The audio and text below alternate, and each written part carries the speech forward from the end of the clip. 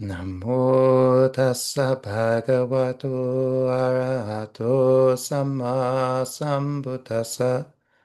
Namo tassa bhagavato arahato samma sambuddhassa. Namo tassa bhagavato arahato samma sambuddhassa. Buddhang dhammang sanghang namasami.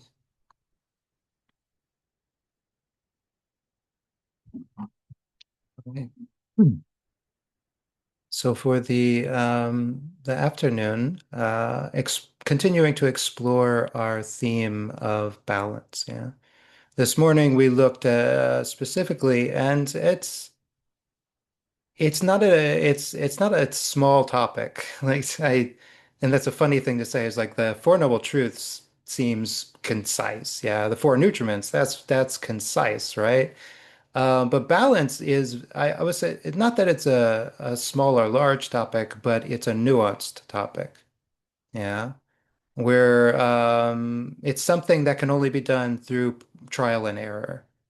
It's not one thing that you realize, but it's sort of about developing your practice to be sensitive to something over time.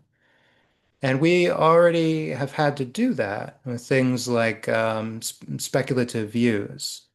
You have to learn over time to treat views as a problem, to treat views as an obstacle, a hindrance, as something sticky, something you'll get caught in. You hear other people start to talk about what so-and-so teacher says about this, or so-and-so teacher says about that. And you eventually develop something akin to an immune system, right? That says, oh, if I get too close to this, I'm going to get sick. I'm going to get angry. I'm going to get upset. I'm going to get doubtful.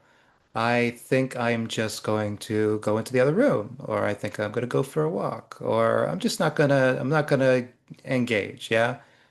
Um, I'm just going to ignore the video. And if it's bothersome, I say just close your eyes. It'll come back. I don't know what's going on.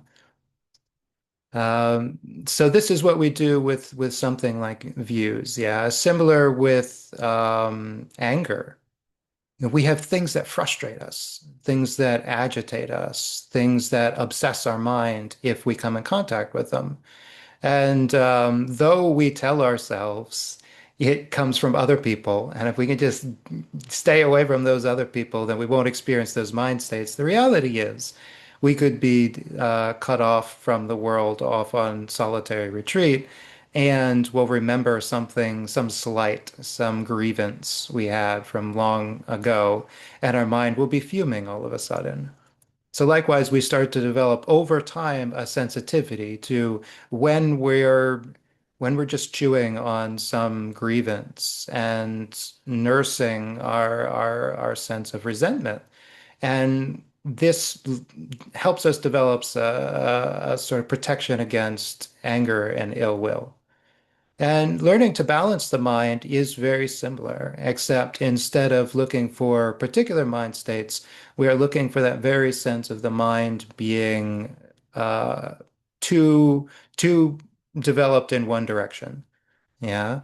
We learn to be sensitive to extremes, and it doesn't matter what extreme, whether it's an extreme of the hindrance, like an extreme of restlessness and anxiety, which, yeah, of course, we don't want. It feels terrible. It stops all of our ability to even sit still, or an extreme of torpor and listlessness and doubt, which, just feels like being locked in a dark tunnel, not knowing which direction to go. But even we become sensitive to extremes of like getting attached to the idea of calming the mind. We keep hammering away at it. We keep going on these long sits. We shut everything else. We stop listening to Dhamma talks. We stop talking to people. We start eating rice and lentils and refuse all other spicy, flavorful foods. We do everything we can to try to nurse along this samadhi. At what point do we realize, oh, this is attachment. This is overinvestment in one part of the path. Or likewise, we find ourselves just flipping through the suttas and flipping through the suttas and going from Dhamma talk to Dhamma talk to Dhamma talk. And people ask us what our practice is, and we're like, oh, well, I'm doing a little this and a little that and a little this and a little that. And our Kalyanamitta kind of look at us and they say, what are you doing? That's not going to work. You're doing 15 things at once. Of course that won't work. It should be obvious, but over time we can sort of develop a sensitivity to these things and know what that looks like. Because it's very easy to talk ourselves down from the hindrances and to recognize that those are problems. But when we're doing something that we've been told over and over and over again, this is wholesome, how easy is it to talk ourselves out of it and to say, yes, this is wholesome, but it needs to be balanced. It needs to be rounded out. I need to add in the other wholesome things so that the mind is protected on all sides. Yeah, so that my immune system is balanced and healthy. And so I thought we'd look a little bit at that this afternoon because while it is ultimately up to us to figure out how to balance the mind, in the beginning, this is not something we're capable of doing. And the Buddha recognizes this, and it's really built into the structure of the refuges. We take refuge in the Buddha, which is ultimately a refuge in ourself, in our practice, in enlightenment. We take refuge in the Dhamma, which is refuge in universal principles. These are not susceptible to time and place and circumstance. They're always stable, always true. And we just have to learn to figure out what they are. But then we also take refuge in the Sangha. And in the beginning, we're completely dependent on the Sangha, but in a good way, because the Sangha is made up of practitioners who are varying degrees of having found this balance, of having learned to walk the middle way. And we rely on them to kind of first give us something to emulate. We develop faith first in our teachers and our spiritual friends who we recognize wholesome qualities in them that inspire us. And we say, most importantly, oh, I'd really like to have that quality as well. But then we also we begin to get ideas of how we can develop our own practice, and the Sangha switches to being sort of like guardrails. Yeah, our teachers, our mentors, our spiritual friends will it's not that they'll constantly be giving us advice or pointers or suggestions. It's more that we learn over time to watch the expressions on their face when we do things. And when we start to go a bit too far off to one end or to the other ends, we recognize our spiritual friends will start to come up to us with concerned looks and say, "Are you okay? You see, I noticed you're sitting a long time in the evenings. How are things going?" Or the recognized is like, "Oh, so you've been listening to Dhamma talks from so and so. How's that going?" And you go, "Oh, I'm here this and this and this. But to be honest, I'm really quite confused about this and this now." And your spiritual friends will probably say, "Well, maybe you should just stop listening to them for a little while until that whole cloud of doubt starts to dissipate."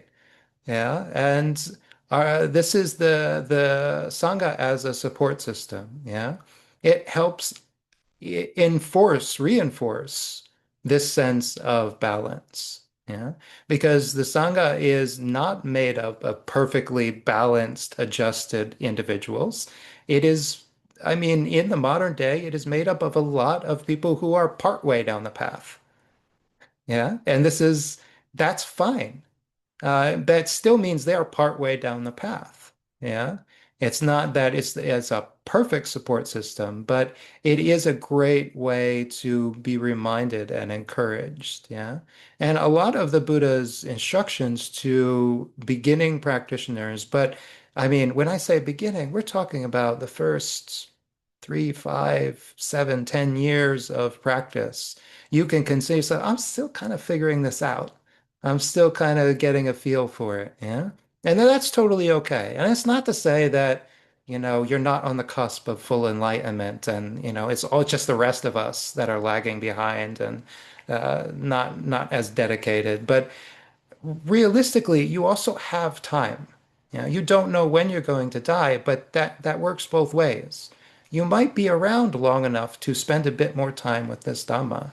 And so we can all kind of reinforce this idea of, well, wherever I am, I still have this support structure. And the Buddha points to it a lot. He's like saying, rely on it. In any way where your practice is not completely established and completely strong, turn to the support structure to help you figure out how to set that balance. And once you've got all the ideas, all the information, once you are actually starting to get results from balancing your mind, from figuring out the balance between serenity and insight, then you can step off on solitary retreat. Then you can do the long sits. Then you can and you can start being the one who gives the Dhamma talks and just trust it's going to be a value to other people. Yeah. At that point, you're established, and it's just about letting the path develop. Your whole practice is going to be about keeping in the middle and continuing to move forward and trusting that is all you really need to do to make the progress. Yeah. So the first sutta I thought we would take a look at. Figure out where the button is. There.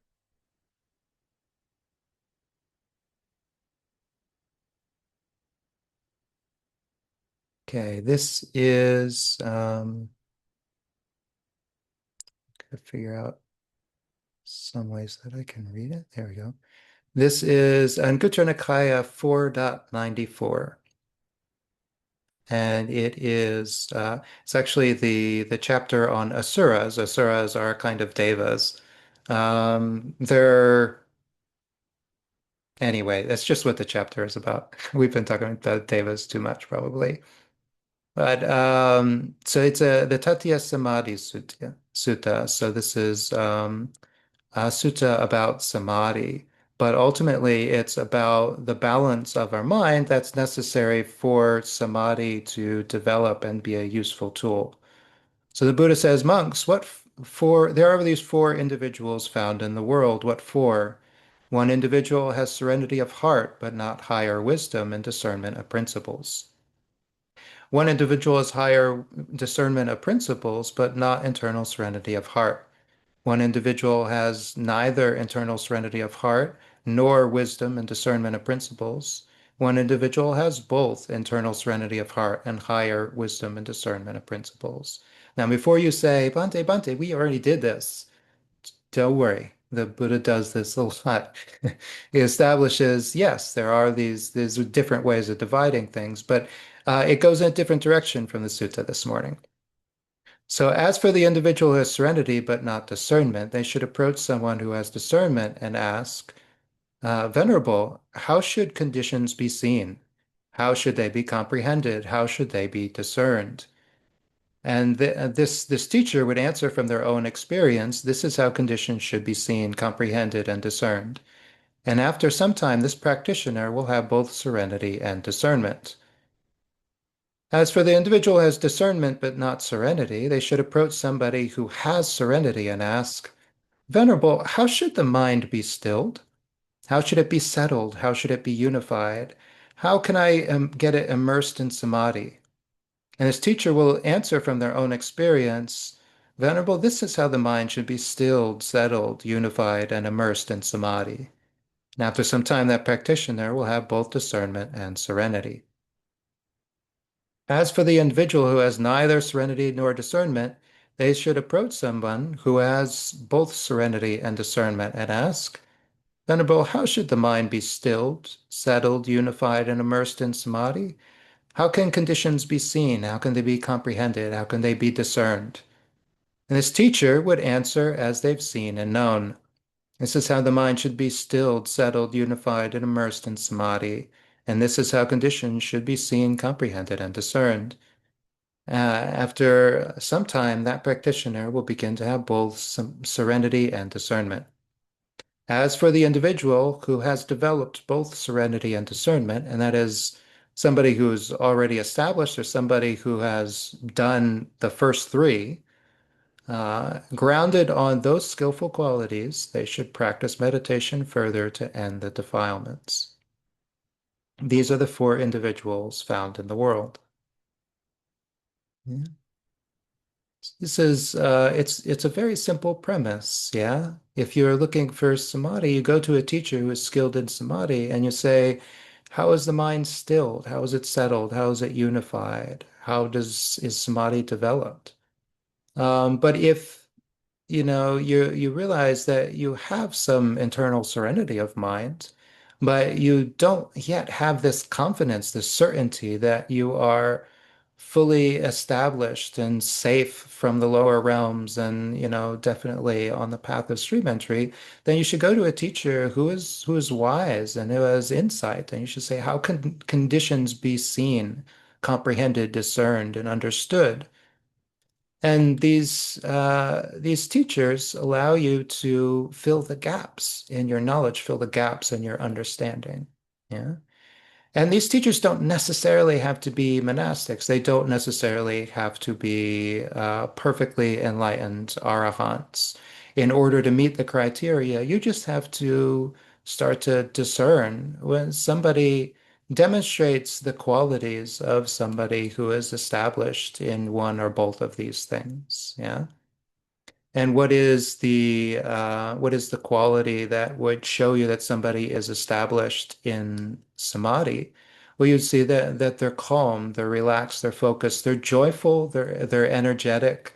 They're very difficult to get caught by external conditions. Yeah. You might also notice that they like to sit quietly and drink green tea, and they don't get wrapped up in things of the world. And all of these things could be clues to you that this person has composure of mind. How would you see that somebody has the quality of vipassana, the quality of seeing the arising and ceasing of conditions? Well, you would listen to a teacher as they speak on different subjects, and you would listen for them to talk about things being impermanent. You'd listen for them to talk about things being unsatisfying. You'd listen for them to talk about things being impersonal, not self. And hearing these things, these characteristics being applied, not just by like textbook knowledge, not rote recitation, but when the teacher can fluidly apply them to different situations, then you can know for yourself, oh, this is somebody who actually understands how these characteristics work, how they're actually reinforced, how the understanding is reached, so that we can internalize these ideas. Now, should you be like the person, the third kind of person, the person with their head on fire, who recognizes in themselves, wow, I don't really have samadhi and I don't really feel established in the Dhamma, confident and secure, which I don't know that there's actually any among this immediate audience. But this crazy and chopped up recording will still go out on the internet, and maybe somebody will hear it and they'll say, "Yeah, that's me. What do I do?" Well, the Buddha suggests not simply that you go and seek out somebody who's good at samadhi or somebody who's good at wisdom, but you go and you try and find somebody who has the whole package. Because you're specifically looking for somebody who gets balance, somebody who had to work at both sides of the path and had to develop these whole slew of techniques for dealing with an unruly mind, an unsettled mind, an unwholesome mind. Because that person will be the best person for you to emulate. Yeah, somebody who has to use skillful means to overcome their defilements, who has to continually apply themselves in order to make progress. That's what you want to develop, so that's who you go find. Yeah, and those are the Dhamma talks you listen to, those are the books you read. There's lots of ways to find that kind of inspiration. But all of this is working to this point, like I mentioned repeatedly, a stream enter is independent of others. Hopefully, it culminates in a point where we recognize, okay, I kind of get it. I see things arise and cease. I see that things are impermanent, suffering, and not self. I do have some baseline of samadhi in the mind. I can wrench myself free from greed. I can wrench myself free from anger. I can get myself out of a tailspin where I'm stuck in a doubt or confusion about a particular topic. Well, then you really can go off on your own and spend some time practicing and just see what develops. There are two results. One is that you make great progress in the path, or two is that the moment you leave your support structure and your teachers and your spiritual friends, you immediately get stuck in one mental trap or another. In which case, you have learned some very important things that you can then take with you as you go back to your teachers and you can ask them, why did this happen? Why did that happen? What's going on? Yeah.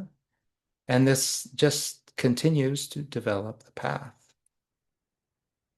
Now, the second sutta I wanted to just briefly touch on is one that we've covered before, but I think it's been a while since I mentioned it. But for me, it's a very influential sutta because upon encountering it, I've come back to it many, many times. And it's kind of the basis of what I personally think Dhamma practice as a whole kind of is. Um, and that would be the Meggiya Sutta, which is here. This is the Numbered Discourses 9.3 with Meggiya. And the whole story, as I've gone into before, is Meggiya was the Buddha's attendant, but he's a young, impulsive monk, and the Buddha had only one attendant at the time. This was before the Venerable Ananda became his permanent attendant. And Meggiya wanted to go out and go for alms, and the Buddha didn't feel like going for alms that day. So he said, go on, Meggiya. And on the way, Meggiya sees a grove, a peaceful looking grove, where he really wants to go and strive ardently and resolutely to attain Nibbana. And he goes back to the Buddha and says, hey, can I get leave to go and practice there? I'm ready to really go for it. And the Buddha, knowing Meggiya's mind, he says, yeah, now's not the time, Meggiya. I don't have any other attendants. Just keep looking after me, stay close, and your time will come. But Meggiya wouldn't accept this, and he pesters the Buddha and he pesters the Buddha. And eventually the Buddha says, okay, fine, Meggiya. You talk about striving. How could I tell somebody don't strive? So go for it. Good luck. He didn't say it exactly like that. He was a perfectly enlightened Buddha. I'm sure he was very reasonable and judicious. But basically, okay, go try. And sure enough, Meggiya goes, and despite all of his enthusiasm, he kind of has a horrible afternoon, where his mind is just obsessed with one hindrance after the next. And he kind of slinks back to the Buddha in the evening and recalls what's going on and wonders what this means. As for him, he thought he was doing everything he had been instructed to do. And yet, when he got himself away from his teacher and in the circumstance where he should be able to practice ardently and resolutely, he got nothing out of it. He was just a mess. And for some of us, when this happens, it can feel like it's invalidating all of the work that we've done. But the Buddha just simply gives this very straightforward discourse that reminds Meggiya Rome wasn't built in a day. These things you develop a well-rounded practice, and that's what you can take with you into the wilderness, into a solitary retreat. But until you have that, until you have a variety of tools in your tool belt to deal with a variety of mental states, you really rely on others, on your teachers and mentors and friends. And so I'm going to skip a lot of the beginning part of the sutta to get to the Buddha's more poignant advice to Meggiya.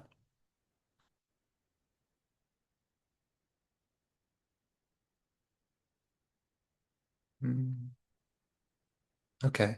And so the Buddha says, Meggiya, when the heart's release, and this is the Ceto Vimutti, the mind's release, is not yet ripe, five things will help it to ripen. What five? First, a practitioner has good friends, good companions, and good associates. This is the first thing. Second, they are ethical, restrained in the monastic code, conducting themselves well and resorting for alms in suitable places. They see danger in the slightest fault. They keep the rules that they have undertaken. This is the second thing. Furthermore, they get to take part and talk about self-effacement, such that opens the heart, when they want, without trouble or difficulty.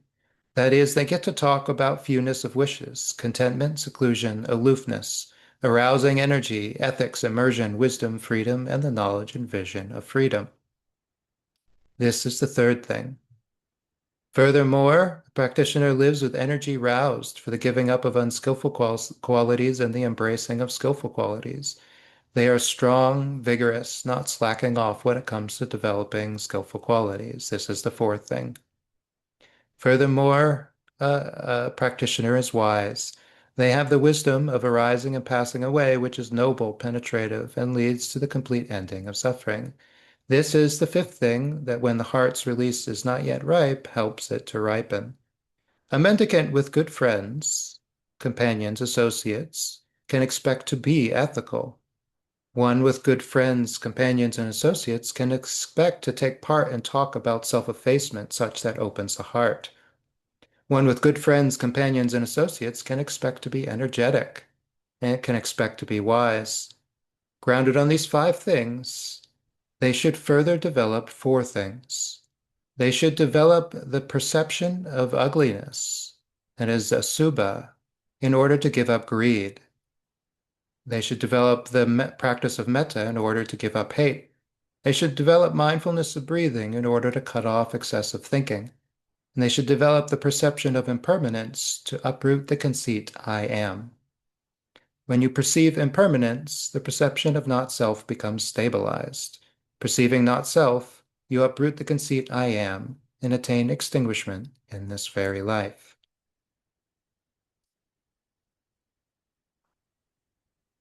Mhm. So for me, it's a very simple, straightforward instruction, but I heard it early on in my practice. And I really took it to heart because it was at a time when I too was an impulsive little Meggia. And I wanted nothing more than to, take my bowl and my robes and go off into the forest and wander through the countryside and live like the Buddha did. But my teachers very wisely said, you, you with your hair on fire, don't you think you should put out the fire first before you go off wandering into the wilderness? Don't you think you should find some balance and stability and wisdom and security before you go off into the wilderness? I know I'm not speaking specifically to you, to Grace. I mean, everybody goes through these phases. But yes, yeah. So I heard this and I thought, okay, well, this is the Buddhist prescription. But he goes further than to say just have good friends and stay around people who are more established in the path, because this is not something you can rely on always. This is not an eternal condition. Yeah, the world is unstable, and the community that is supportive one month may not be very supportive the next, may be the very source of your frustration and the very obstacle to your development of the path. Uh, we just don't know, right? But the Buddha also gives meditation instructions. He says specifically four things that you can develop, four tools you can put in your toolbox so that you are ready for whatever comes your way. And the most important ones for developing the balance of the mind. So the meditation on Asubha is not simply the unattractiveness, the disgustingness of the body. You can think of this as a whole package of reflections. Anytime when the Buddha talks about the gratification, the danger, and the escape, whenever he talks about dangers of samsara, the dangers of repeated existence, when he talks about the five reflections, I am of the nature to grow old, to sicken, to die, all that is mine, beloved and pleasing will pass away. These are reflections that fall in this category. They help kind of pull back on the mind when it is too forward focused, when it is filled with desire or craving, even for wholesome things. Yeah.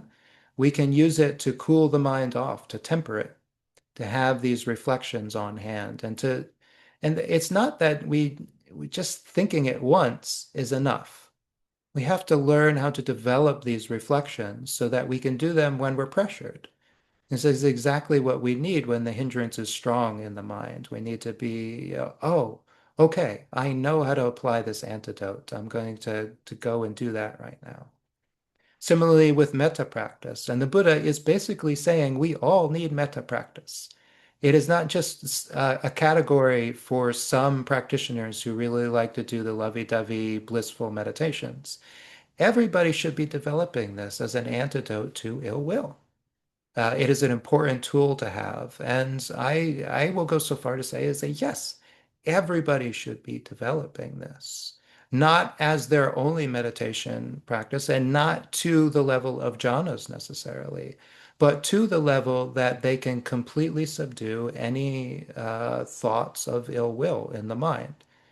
If you can confidently and repeatedly get to that level of mental stability through an application of any kind of metta practice, then that is an invaluable tool to have for whatever kind of practice you end up making your main meditation technique. And he encourages meditation on the breath.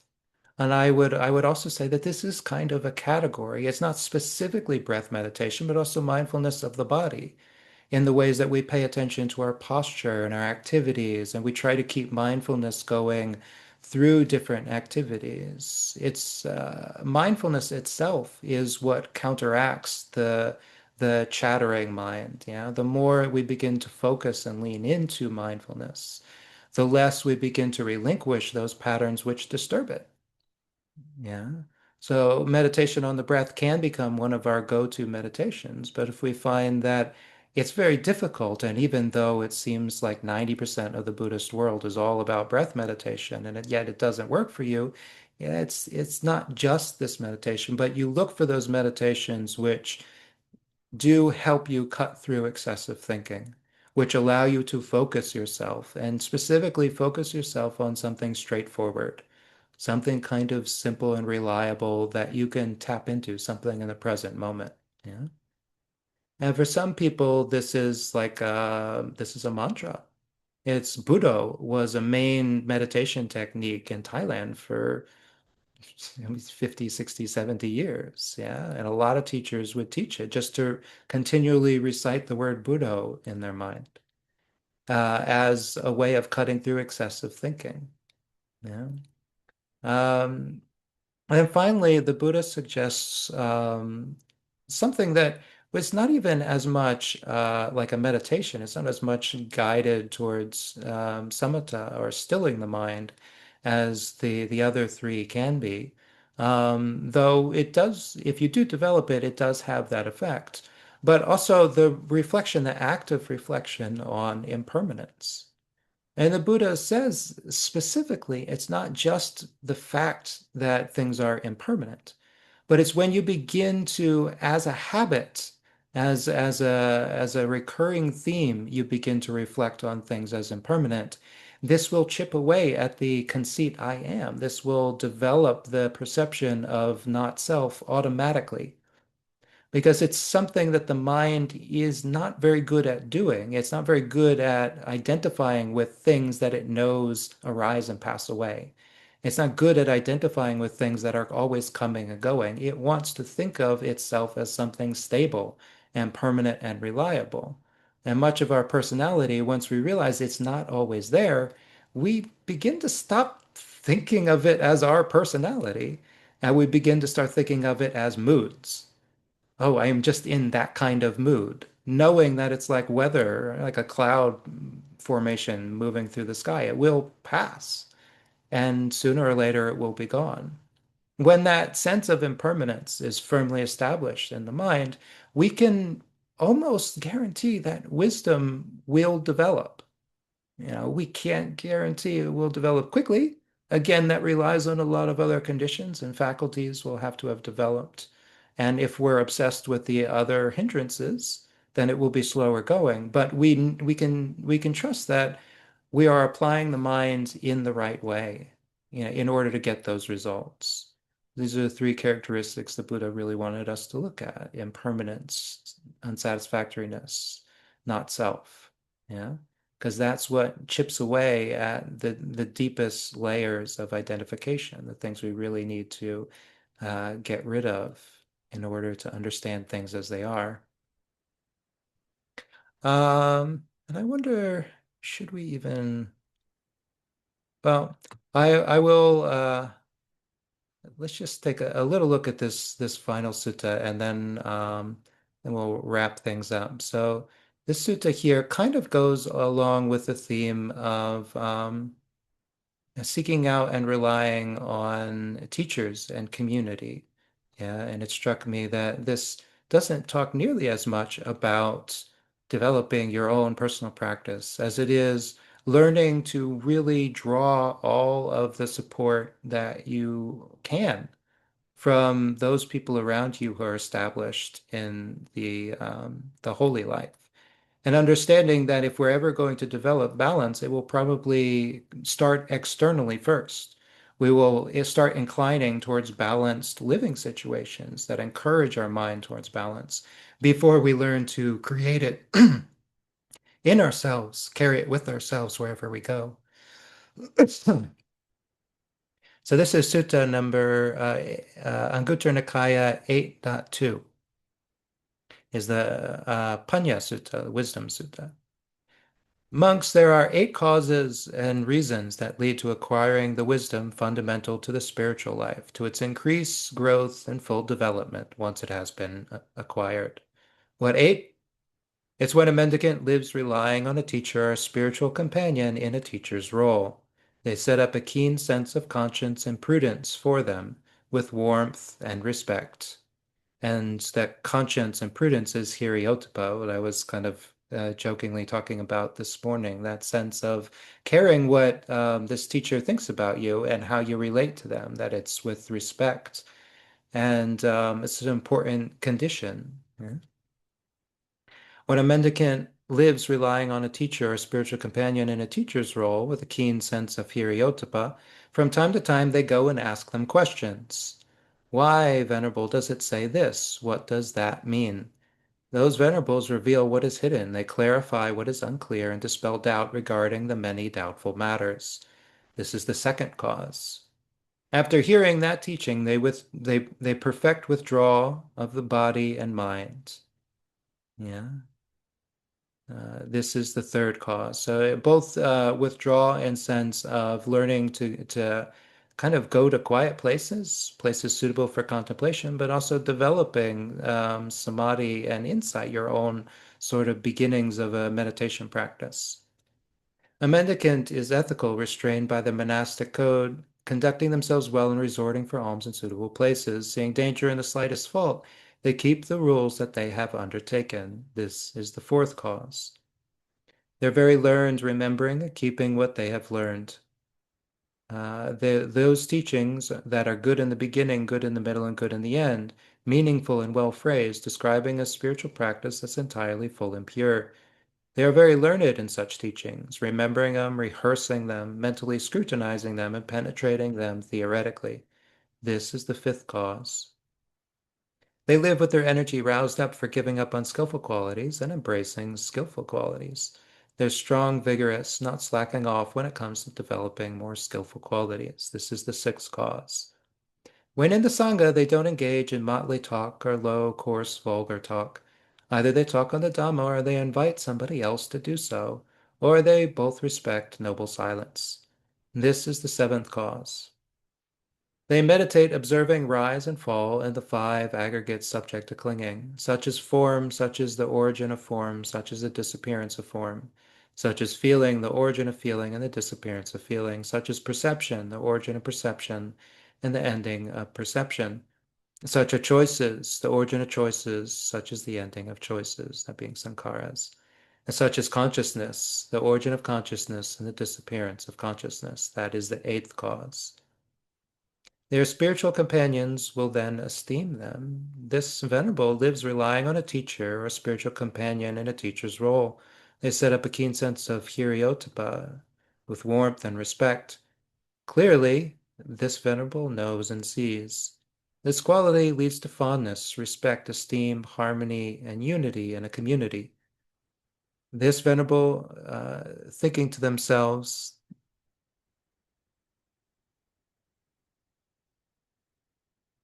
hmm, I don't know why that repeats. After hearing that teaching, they perfect withdrawal of the body and mind.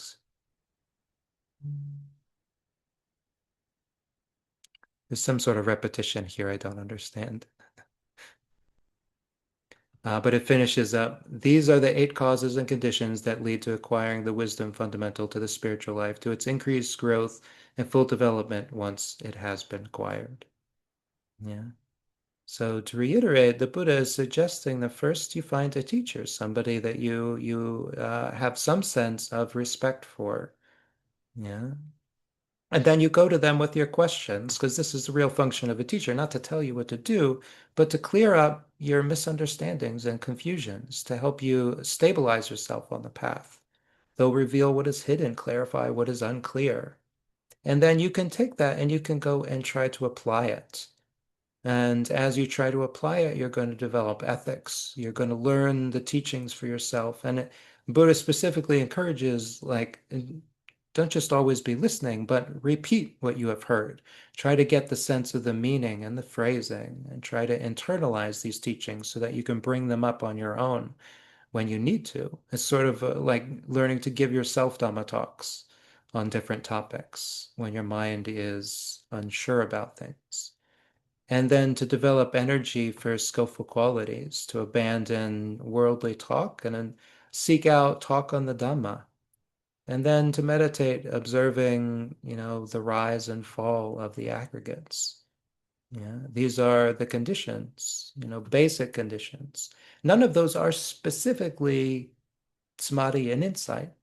They're sort of in between. They're more geared to the Eightfold Path, right? What do we do when we're developing the Eightfold Path? Well, we develop a livelihood that is balanced, that is ethical, that is composed, that associates with good people, that avoids foolish, dangerous people. And all of these are conditions for our growth. But at the same time that they are conditions for our growth, the fact that we learn to draw close to them is a sign of our growth. It is the symptom of our growth, and we can understand that an enlightened being is not somebody who had some wild, flashy lights epiphany. It's somebody who learned to completely change their lifestyle to always fall within the middle way, so that they never go off to the extremes. And once you have that, you have a stability that can never be taken from you. Once you are immune to the external conditions in that way. All right. So with that, I think that's enough reflecting on Dhamma, maybe. I did want to, as we usually do, open it up. And funny enough, everybody's usually gone by now. But because of the difference in the schedule, you're still here. So if anybody has any thoughts or comments or questions, now can be a great time, and everybody else can benefit from hearing the discussion. Okay, and I will stop the recording so you don't have to worry about privacy and all of that.